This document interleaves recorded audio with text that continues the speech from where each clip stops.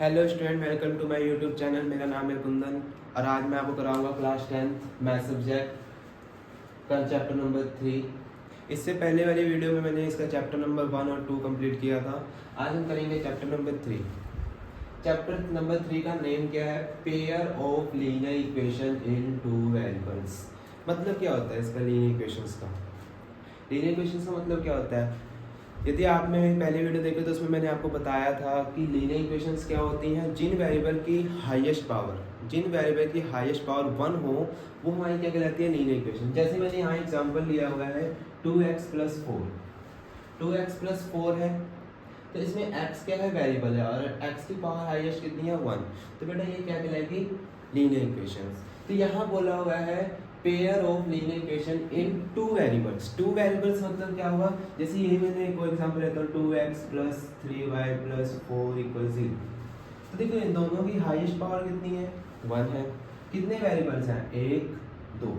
तो ये linear equation कितने वेरिएबल की है? 2 वेरिएबल्स की।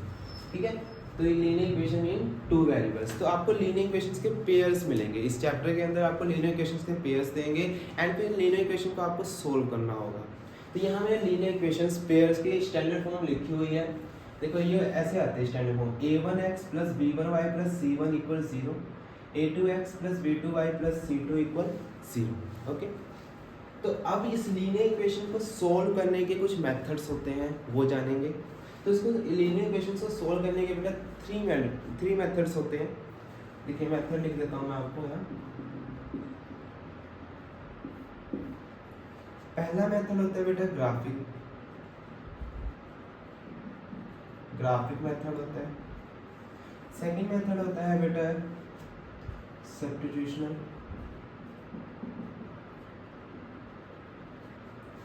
मेथड एंड थर्ड मेथड होता है एलिमिनेशन मेथड। ओके स्टूडेंट, तो मैं आपको इस वीडियो में इन 3 मेथड्स में से पहला मेथड कराऊंगा ग्राफिक मेथड। ओके, चलिए स्टूडेंट हम देखते हैं इसका ग्राफिक मेथड। मैं लीनियर इक्वेशन को सोल्व करने का पहला मेथड है ग्राफिक मेथड। तो इसमें आपको मैं सिखाऊंगा कि ये जो स्टैंडर्ड फॉर्म लिखी है हमने लीनियर इक्वेशन की पेयर्स में, तो इसे x और y की वैल्यू हम ग्राफिक मेथड के थ्रू कैसे निकालेंगे। ओके स्टूडेंट, तो ग्राफिक मेथड करने से पहले आपको ग्राफिक रिप्रेजेंटेशन आना चाहिए। तो मैं आपको ग्राफिक रिप्रेजेंटेशन बता देता हूँ कैसे होता है ग्राफिक रिप्रेजेंटेशन। बेटा ग्राफिक रिप्रेजेंटेशन हमारा ये बताता है कि ये जो पेयर्स दे रखी है लीनियर इक्वेशन की, तो इनकी जो लाइंस बनेगी ग्राफ के ऊपर तो वो कैसी बनेगी? इंटरसेक्ट बनेगी, पैरेलल बनेगी या फिर कोइंसिडेंट लाइंस बनेगी। तो वो हम किसके थ्रू पता करेंगे? Graphic representation. तो ये कैसे करते हैं? देखिए स्टूडेंट, हम क्या करेंगे पहला देखते हैं। हम क्या करेंगे, ये जो वेरिएबल्स हैं इनके कोफिशिएंट एक्स वेरिएबल कोफिशिएंट और सेकंड क्वेश्चन के एक्स वेरिएबल कोफिशिएंट का क्या करेंगे? फ्रैक्शन करेंगे। मतलब a1/a2 लेंगे, फिर हम इसका लेंगे b1/b2 लेंगे एंड फिर हम लेंगे c1/c2। अब फिर इन तीनों फ्रैक्शंस को हम कंपेयर करेंगे।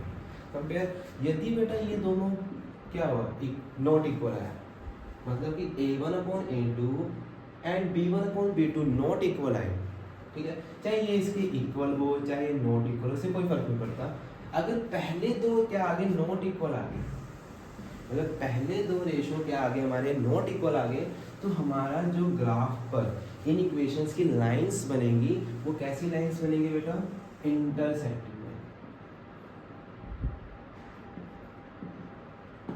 जब हमारे इस इक्वेशंस की लाइन इंटरसेक्टिंग में बनेगी, मतलब कुछ इस तरीके से, जैसे ग्राफ है तो एक लाइन ऐसे आएगी और एक लाइन ऐसे आएगी, तो यहाँ पे इंटरसेक्ट करेगी, मतलब ये दो लाइन कहीं ना कहीं तो आगे इंटरसेक्ट करेंगी और जहाँ भी एक दूसरे से मीट होंगी मतलब मिलेंगी, वहाँ पे हमारे कितने सोल्यूशन होंगे? One solution. कितने सोल्यूशन होंगे? Only one solution. ओके, हम इसका दूसरा नाम रख सकते हैं यूनिक सोल्यूशन। हम इसको यूनिक सोल्यूशन भी बोलते हैं। अब हम दूसरा देखते हैं इसी तरह हम दूसरे में कंपेयर करेंगे a1 a2 b1 b2 and c1 c2।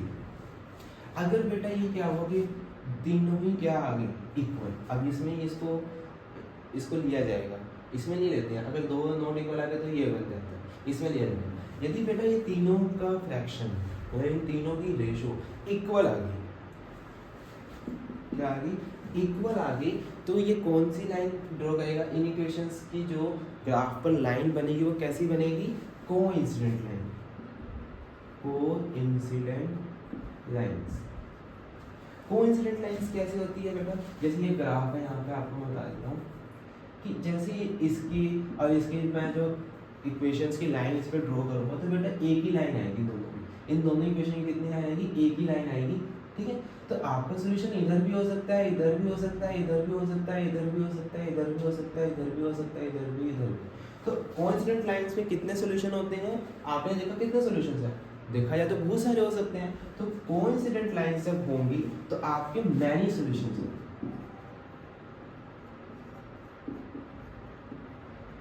Okay student, next last part है इसका ग्राफिक रिप्रेजेंटेशन का।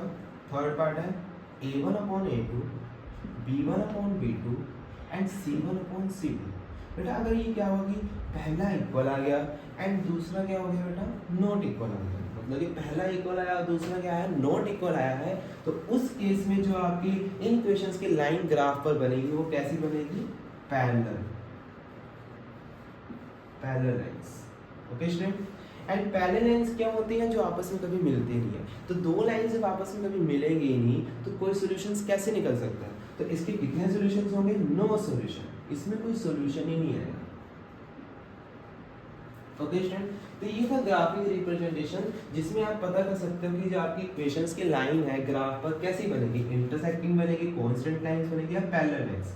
तो स्टूडेंट क्या होता है, यदि आपकी इंटरसेक्टिंग लाइन बनती है, यदि आप इनका रेशो, इनके फ्रैक्शन, इनके कोफिशिएंट का रेशो निकालते हैं, यदि वो इंटरसेक्टिंग लाइन ड्रॉ करता है तो ही क्वेश्चन ग्राफिकल मेथड से सॉल्व होगा। मतलब ये है कि तभी x और y की करेक्ट वैल्यू आपको निकल कर आएगी। यदि वो कोइंसिडेंट लाइंस हो गए या पैरेलल लाइंस बन गए तो आपका x और y की वैल्यू तो आएगी नहीं। इसमें कोइंसिडेंट लाइंस में आएगी बट एक नहीं आएगी, कम से कम बहुत सारी आ सकते हैं, इनफाइनेटली मैनी सॉल्यूशंस हो सकते हैं। लेकिन पैरेलल की लाइंस में आपके x और y की वैल्यू नहीं आएगी, मतलब इसमें एग्जिस्ट करेगी, इसमें एग्जिस्ट नहीं करेगी, इसमें भी एग्जिस्ट नहीं करेगी। ओके, तो इस ग्राफिक मेथड को और अच्छा समझने के लिए मैं इसका एक एग्जाम्पल कराऊंगा। तो मैं इसमें आपको एग्जाम्पल कराता हूँ स्टूडेंट।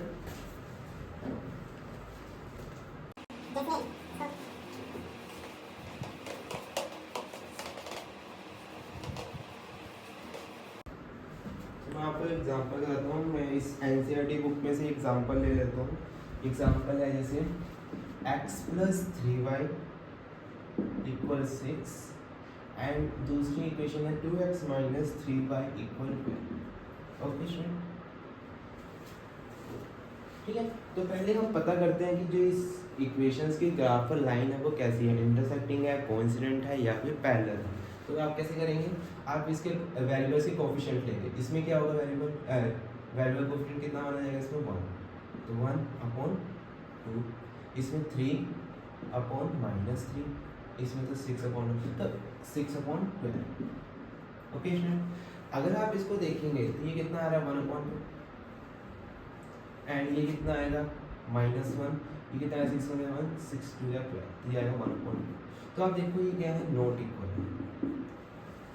तो अभी हमें ग्राफिक रिप्रेजेंटेशन में देखा यदि पहले दो नॉट इक्वल आ गए तो हमारा कौन सा लाइन बनेगा बेटा, इंटरसेक्टिंग लाइन। अब इंटरसेक्टिंग लाइन के केस में हमारे x और y की वैल्यू एग्जिस्ट करेगी, मतलब एक वैल्यू आएगी ही आएगी इसकी। ओके, तो यहाँ पे हम करके दिखाते हैं आपको। तो हम क्या करते हैं, पहले ये पहली इक्वेशन लेते हैं x + 3y = 6, ठीक है। तो हम यहाँ पे इसके सॉल्यूशंस लेंगे, सॉल्यूशंस निकाल लीजिए। आप दो सॉल्यूशंस भी ले सकते हैं, आपने 9th क्लास में सीखा हुआ सॉल्यूशंस कैसे लेते हैं। तो इस सॉल्यूशन का मतलब क्या है कि आप एक x की वैल्यू खुद अज्यूम करेंगे और y की वैल्यू आपकी खुद आ जाएगी। तो जैसे x और y, x की वैल्यू मैंने मान ली 0, x की वैल्यू मैंने क्या मानी 0, तो x की वैल्यू मैंने मानी 0, तो 0 plus 3y equal 6 and 3y equal 6, y equal 3 multiply से डिवाइड तो कितना आ जाएगा 2, तो x 0 रखने पे y कितना आ रहा है स्टूडेंट 2। ओके, अब मैं y की वैल्यू 0 रख देता हूँ। ओके, y की वैल्यू 0 रखूंगा तो x तो x रहेगा प्लस 3y 3 इंटू 0 हो जाएगा and equal 6, x plus 3 into 0 क्या हो जाएगा बेटा 0 इक्वल 6, तो x की वैल्यू क्या आ जाएगी स्टूडेंट 6, तो y 0 रखने पे x कितना आ रहा है 6। ओके, तो ये इस इक्वेशन के मैंने सॉल्यूशंस निकाल लिए, मतलब ये क्रिटिकल पॉइंट्स निकाल लिए जो ग्राफ के ऊपर मैं रिप्रेजेंट करूंगा। एंड नेक्स्ट इक्वेशन है हमारे पास 2x माइनस 3y इक्वल 12, तो इसमें भी निकालते हैं इनके सॉल्यूशन। क्या करेंगे, बहुत इजी होता है, एक बार x को 0 रखो, एक बार y को 0 रखो, बहुत इजी होता है। x इक्वल 0 रख लो तो 2 into 0 minus 3y equal 12, 2 into 0 0 हो जाएगा, बचेगा क्या माइनस 3y इक्वल 12।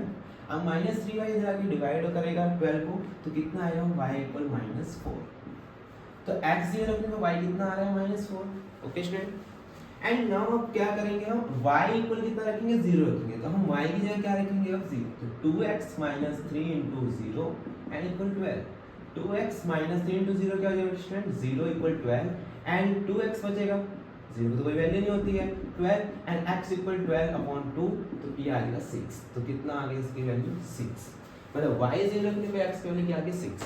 अब हम इन पॉइंट्स को x y जो निकाले हैं हमने, इन पॉइंट्स को हम ग्राफ के ऊपर रिप्रेजेंट करेंगे। ठीक है, तो ग्राफ बनाते हैं,